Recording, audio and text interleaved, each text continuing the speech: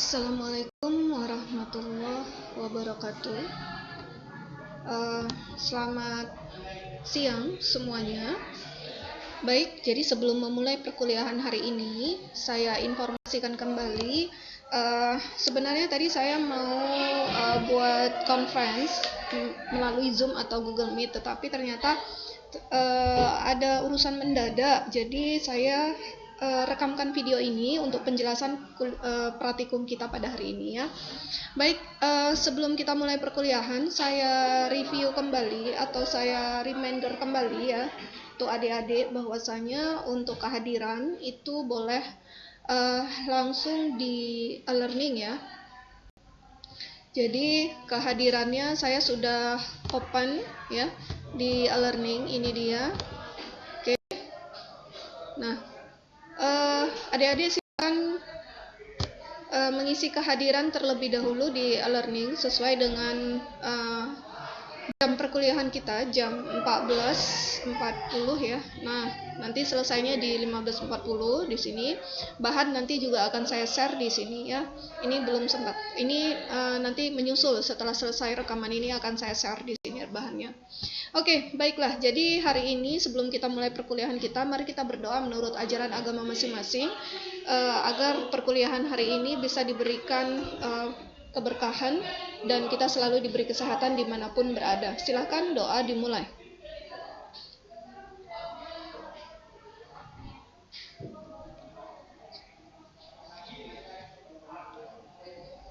Baik, doa selesai. Ya. Hari ini pertemuan ketiga Kamis 21 April 2022 ya. Jadi seperti yang saya sampaikan tadi, hari ini adalah praktikum ketiga. Artinya adik sudah melakukan 2 kali praktikum. Praktikum pertama kita membahas terkait dengan noble purpose ya. Jadi kalau untuk noble purpose kemarin kan ceritanya tentang niat awal ya, niat awal atau hal-hal mulia apa yang mendasari munculnya usaha tersebut, apakah dia barang atau jasa, ya kan? Nah, yang praktikum kedua itu terkait dengan lanjutan dari praktikum pertama ya. Jadi dia membahas tentang kunjungan ke UMKM, begitu ya. Nah, apa-apa saja yang dibahas di kunjungan UMKM? Nah, kemarin itu saya sudah ada info ke adik-adik bahwasanya kalau untuk kunjungan ya, nah outputnya itu ada 2. Yang pertama adalah form jawaban di PDF, kemudian yang kedua adalah video dari kunjungan itu. Nah, jika ternyata terkendala terkait dengan kunjungan ke lapangan langsung, mungkin adik dalam kondisi yang tidak bisa keluar rumah, maka boleh melakukan wawancara online melalui video call atau melalui Zoom atau Google Meet ya. Nah, pembicaraannya itu atau wawancaranya itu boleh direkam begitu ya, direkam pakai perekam layar atau ada alat-alat aplikasi lain yang bisa dijalankan untuk merekam posisi pembicaraan dari kunjungan tersebut yang dilakukan secara online ya.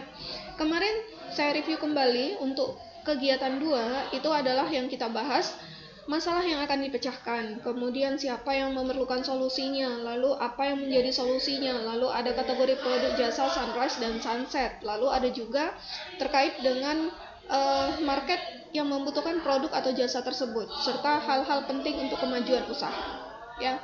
Nah, di sini untuk lanjutannya itu adalah form yang ketiga. Form yang ketiga itu adalah sebentar ya. Form 3. Oke, ini dia form 3. Form 3 yang akan kita bahas selanjutannya terkait dengan kunjungan ke UMKM itu adalah alasan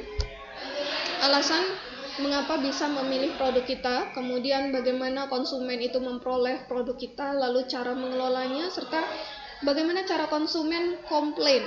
Nah, itu dia pertanyaan-pertanyaannya. Jadi nanti adik bisa jawab di file PDF-nya, ya kan, atau di form 3-nya terkait dengan identifikasi calon pembeli, ya. Nah, kita lihat pembahasan untuk praktikum ketiga ini, ya. Yang pertama itu adalah alasan konsumen memilih produk kita. Nah, alasan konsumen memilih produk atau jasa, gitu ya. Di sini diceritakan terkait dengan coffee shop, ya, yang ingin dibangun dengan target yang lebih cepat. Maka kita harus bisa mendapatkan informasi yang objektif terkait alasan apa yang membuat konsumen bisa singgah atau nongkrong di coffee shop tersebut, ya. Jadi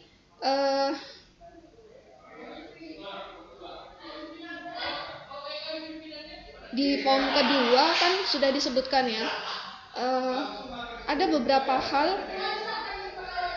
seperti hal spesifik ataupun produk kopinya, ya kan, yang mungkin lebih enak. Kemudian bisa juga terkait dengan lokasi yang lebih nyaman, tidak begitu riuh, ya kan, atau minim asap rokok, ya. Ada juga mungkin saja terkait dengan layanan, ya kan, atau kebersihan yang lebih terjaga, atau lightingnya, ya kan, yang lebih nyaman dan cukup, mungkin begitu. Nah, jadi jawaban-jawaban ini sebenarnya bisa menjadi salah satu masukan bagi adik-adik untuk menjawab poin pertama atau pertanyaan pertama di praktikum ketiga. Alasan konsumen untuk memilih produk atau jasa tersebut, begitu ya. Bisa adik ceritakan tentang lokasi ataupun terkait dengan lighting tadi, susunan, kebersihan, dan lain sebagainya, ya. Nah, itu pertanyaan nomor 1. Nah, pertanyaan kedua, bagaimana konsumen memperoleh produk kita? Nah, di dalam ketika adik sudah melakukan melakukan kunjungan, maka adik juga bisa mendapatkan gambaran tentang jawaban hal ini, ya. Sebenarnya kan nggak semua orang mau nongkrong di coffee shop, ya kan. Ada yang hanya ingin menikmati suasana, ada yang hanya ingin mencari menikmati suasana, mencari kenyamanan, suasana yang nyaman, begitu, ya kan. Nah, jadi kita harus bisa menyampaikan bahwasanya coffee shop kita itu punya sesuatu yang berbeda, ya kan, sesuatu yang berbeda. Kita buat sesuatu yang berbeda itu, misal kita ada layanan pesan antar. Kemudian kita juga bisa buat terkait dengan portal online. Jadi kalau dia mau pesan melalui web ataupun satu aplikasi khusus, ya kan, itu bisa, ya kan. Atau kita buat kerjasama dengan satu ekspedisi tertentu yang jika memesan dengan ekspedisi tersebut, maka akan cepat, begitu. Nah, hal-hal seperti ini itu harus dioptimalkan. Tujuannya apa tadi? Tujuannya supaya konsumennya nyaman, begitu. Kalau dia sudah nyaman, maka mudah-mudahan dia menjadi langganan kita, begitu, ya kan. Ketika kita bisa mengoptimalkan, ya kan, apa yang diminta oleh konsumen tersebut, maka si konsumen itu akan melihat perbedaan yang signifikan antara kita dengan pesaing, sehingga dia tidak akan membuat choice yang lain selain menuju ke coffee shop yang kita kelola, begitu, ya. Jadi bagaimana cara memperoleh produknya? Nah, masukan yang bisa adik buat sebagai jawaban seperti yang saya sampaikan tadi, bisa pakai delivery, pakai Gojek, pakai mitra yang lain atau pakai portal online atau bagaimana. Nah, itu dia ya. Yang ketiga, bagaimana cara mengelola pelanggan. Nah, pelanggan di sini kan artinya dia selalu sudah melakukan pembelian berulang ya. Jadi kita bisa mengisinya dengan berbagai strategi sebenarnya untuk mengelola pelanggan ini. Strategi ada yang membuat dengan cara diskon tahunan, ada juga yang buat dengan poin belanja, lucky draw, kemudian program menyapa pelanggan, ya kan? Nah, contoh-contoh program ini, ya strategi ini sebenarnya pada saat sekarang, ya kan, itu lebih variatif jenisnya, ya kan.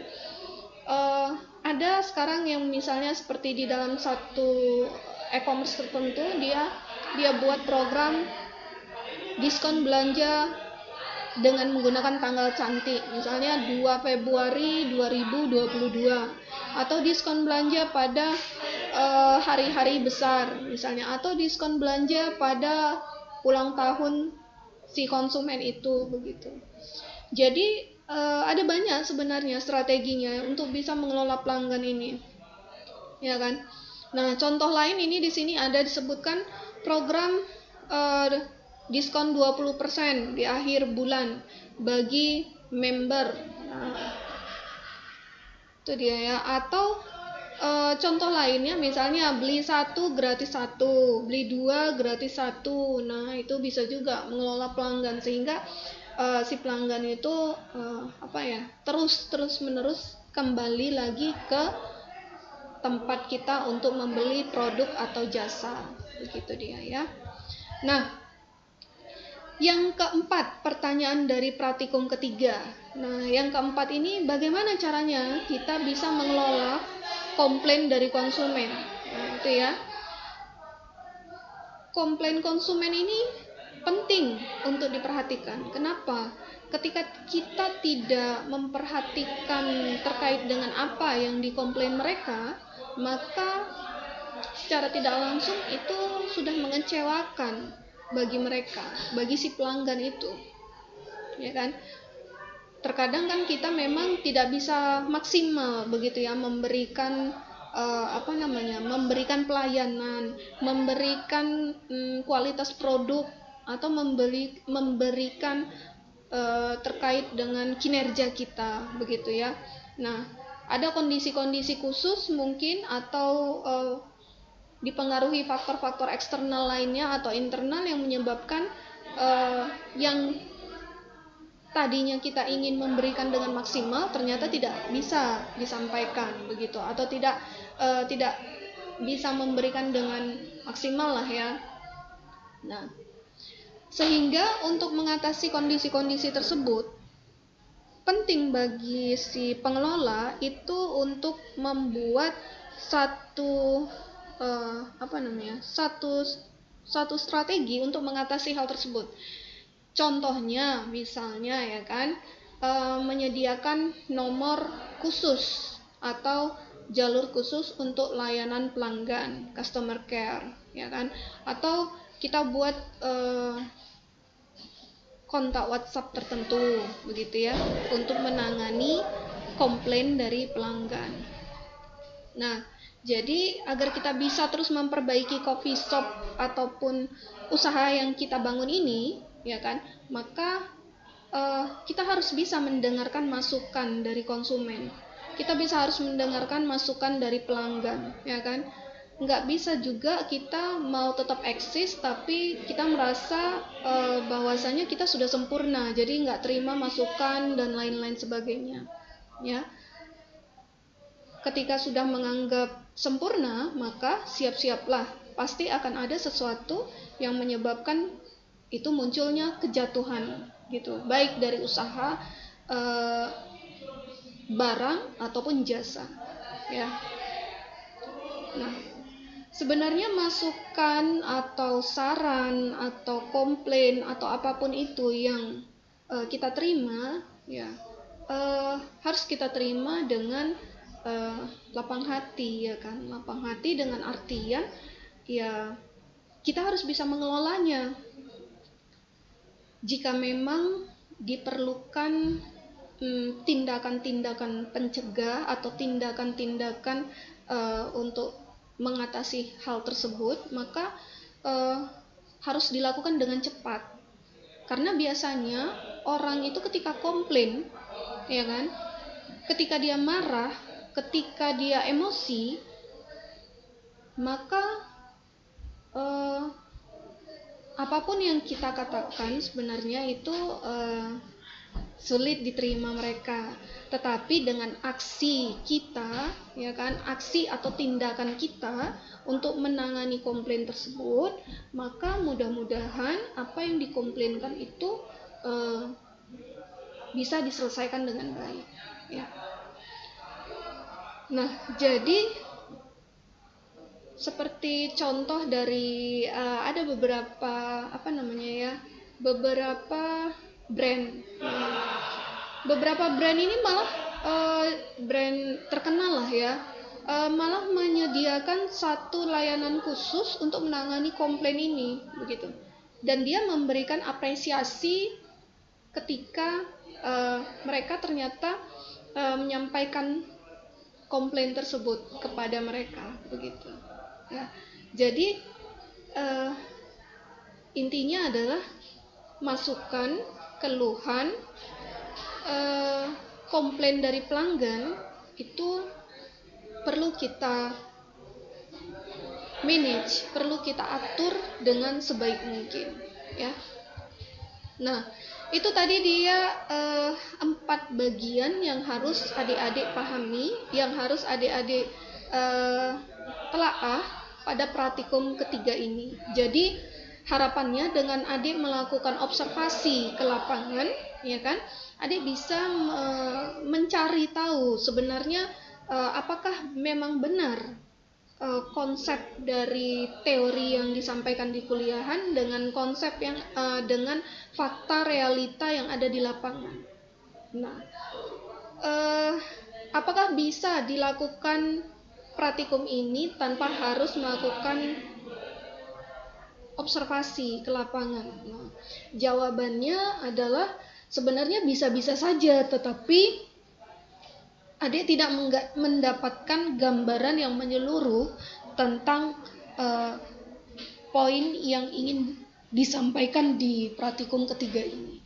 Jadi kalau adik melakukannya dengan maksimal itu dalam artian adik membaca konsep, teori dasar, kemudian adik juga melakukan kunjungan ke lapangan, harapannya jawaban yang adik berikan di dalam praktikum ini itu benar-benar sesuai dengan realita yang ada, begitu ya.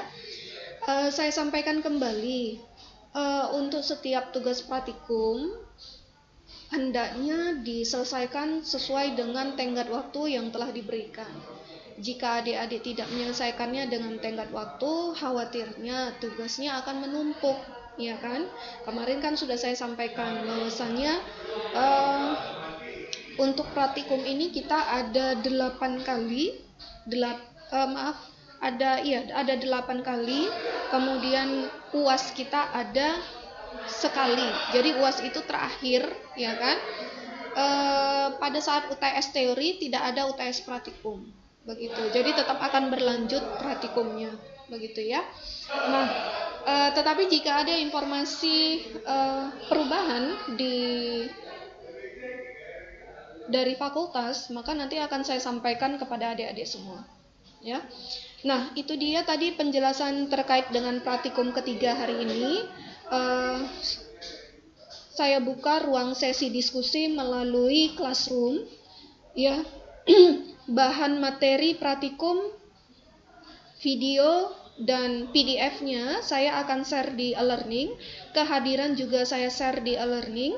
Nah, tugas praktikum atau jawaban praktikum itu saya minta adik kumpulkan di Classroom, ya. Kenapa berbeda? Karena saya khawatirnya e-learning itu dia tidak bisa sering terjadi maintenance di sana. Kalau di Classroom kan dia kapasitasnya lebih besar. Jadi tugas-tugas itu saya minta adik kumpul di Classroom sehingga saya lebih cepat dan lebih mudah untuk meng-cross-check-nya, ya. Sekali lagi, tolong disampaikan dengan teman-temannya, ya kan, yang masih belum aktif masuk ke praktikum, supaya bisa dapat mengikuti praktikum dengan baik, begitu ya. Nah, saya tutup penjelasan praktikum saya hari ini. Saya buka ruang sesi diskusi melalui Classroom. Jika ada yang ingin ditanyakan terkait dengan praktikum 3, silakan adik tuliskan nama, NPM, dan pertanyaan di kolom komentar. Nanti akan saya jawab dari Classroom juga. Ya, itu saja. Saya tutup dengan ucapan Assalamualaikum warahmatullahi wabarakatuh. Selamat siang semuanya.